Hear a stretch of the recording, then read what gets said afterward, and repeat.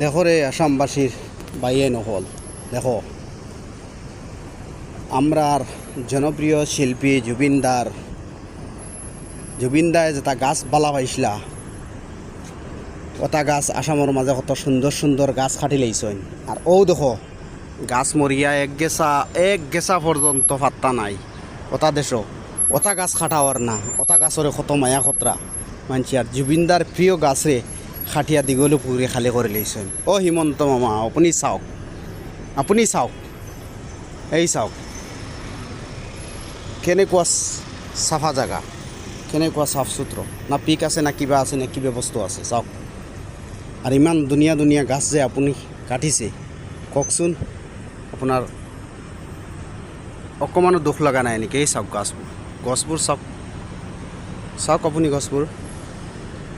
ভিডিঅ'টো শ্বেয়াৰ কৰি হিমন্ত মামাক দি দিব দেই।